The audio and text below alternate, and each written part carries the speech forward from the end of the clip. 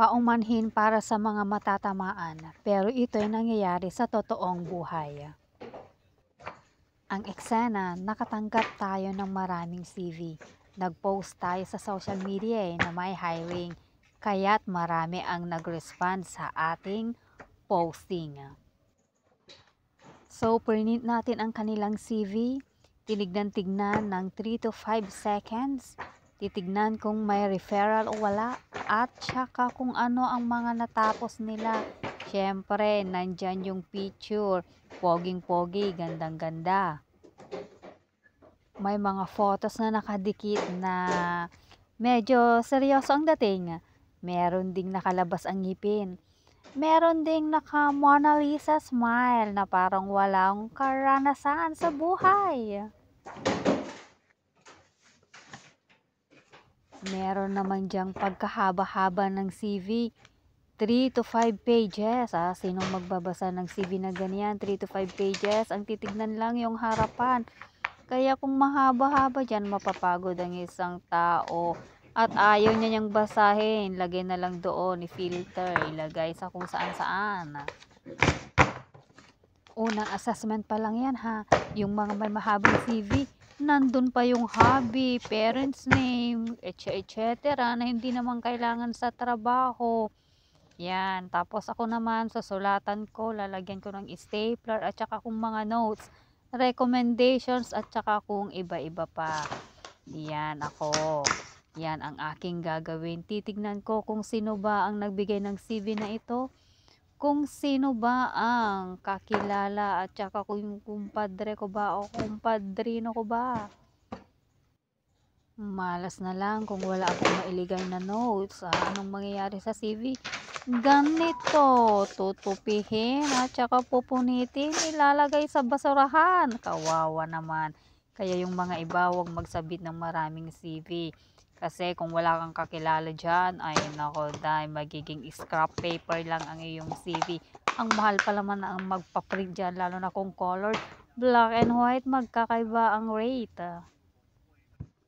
Magbisi-bisihan at sasabihin na hindi pa dumarating o hindi pa nakikita ang tamang aplikante para sa posisyon.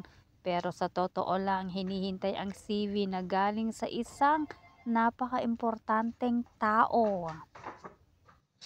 Mahirap ang ganitong sitwasyon na iipit ka sa dalawang batong nag-uuntugan. Parehas na importante sa iyong buhay. Ano ba ang mas mahalaga? Yung ang mawalan ng trabaho o ang prinsipyo mo sa buhay? Kaya ang hirap dalhin ang ganitong sitwasyon.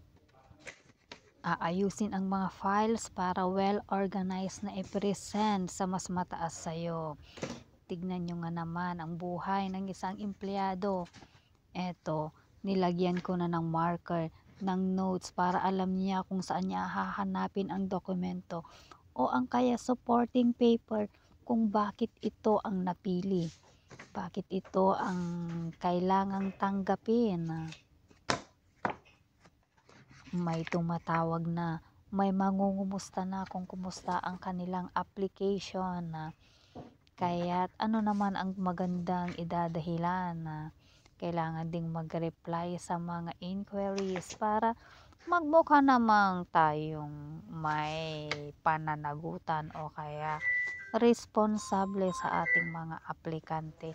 Hindi yung hahayaan na lang natin sa kanila na walang update sa kanilang application.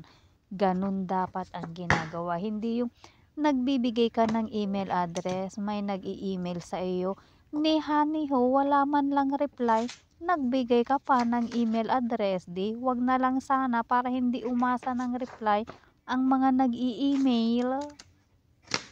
May kakilala akong ganyan, naglagay siya doon sa email niya o kaya sa mga posting niya na for inquiries, don't hesitate to call or don't hesitate to email this and that.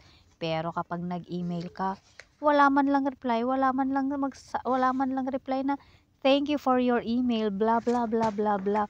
Wala man lang ganon, kaya nakaka-disappoint yung mga ganyan na mga tao na hindi nagre-reply sa email. At sya kung tatawagan, wala din silang magandang isasagot. Kaya thumbs down sa kanila. Nag-send ka din ng reminder, gentle reminder para man lang mag-reply. Ay naku, naka 3 reminders ka na, walang reply. Ano bang klaseng professionalism meron sila? Ay naku, sa trabaho namin, kapag gentle reminder 1 na, kailangan mo nang umaksyon. Kailangan mo nang tignan kung ano yung case niya. Hindi pwede yung makakarating yan ng gentle reminder 3. Hindi rin niya pwedeng idahilan na hindi niya nabasa ang email dahil first hour in the morning, ang ginagawa ng mga empleyado, nagbabasa ng mga emails. Sa dami ng aplikanteng yan, kailangan mo silang i-update sa kanilang status. Hindi pwedeng wala silang reply na matatanggap dahil lahat ng nagpasa ng CV, kailangan nila ng reply kung kumusta na ang kanilang application. Nag-effort sila na mag-submit, mag-send ng email, kaya dapat bigyan mo din sila ng chance or opportunity na ma-interview man lang sana o kaya'y makausap sa phone. Magastos din ang paghahanap ng trabaho mula pa lang sa pagpasa ng mga CV, sa pagpiprint at sa pagpunta sa mga companies na mga iyan para lang maisubmit ng personal ang kanilang mga CV. Kaya kailangan din nila ng status ng kanilang application. Huwag baliwalain ang kanilang effort, money sa paghihintay ng ka-update sa kanilang application. Sa mga aplikante naman na hindi nakakatanggap ng mga update sa kanilang application, masamang pangitain na yan. Huwag mo nang ipilit dahil kung hindi nagre-reply ang mga companies sa iyong application, ibig sabihin hindi magandang organization yan. Dahil hindi man lang sila marunong mag-respond sa iyong mga inquiries. I-withdraw mo na ang iyong application at huwag nang ipursige ang pag-a-apply sa kanila. Dahil sa policies and procedures pa lang, hindi na sila marunong tumupad. What if na-hire ka sa kanila? Ibig sabihin, doon mo lang malalaman kung gaano kaganda ang isang organization. Kaya't sa umpisa pa lang na nakita mo na ganyan na ang kanilang ugali, ang kanilang paraan ng pag-aksyon, huwag mo nang ituloy ang iyong application sa kanila. Withdraw ka na. Mas maganda't nalaman mo ang kanilang procedures and policies habang hindi ka pa nai-in sa company. Dahil kapag naka-in ka na, doon mo malalaman ang lahat-lahat at sigurado pagsisisihan mo kung bakit ka nag-apply. Baka ikaw na mismo ang pupunit sa CV mo sa harapan nila o kaya offer letter na kay tagal mong hinintay-hintay nang dahil sa wala silang maayos na update ay hindi mo na nahintay ang kanilang offer letter. Kaya kung ganyan ang aasta nila, huwag mo nang ituloy dahil magsasayang ka lang ng oras sa pagtatrabaho sa kanila. Hindi maganda ang company na ganyan na walang update, walang response sa mga email. Babasahin ang CV mo at titignan kung ano ang mga mali-mali doon na nailagay mo. Hindi nila titignan yung magaganda. Ang una nilang titignan ay yung mali-mali.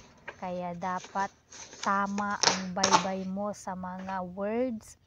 Mitikuloso ka dapat at titignan mo kung meron kang period, comma at saka kung ano-ano doon sa CV mo.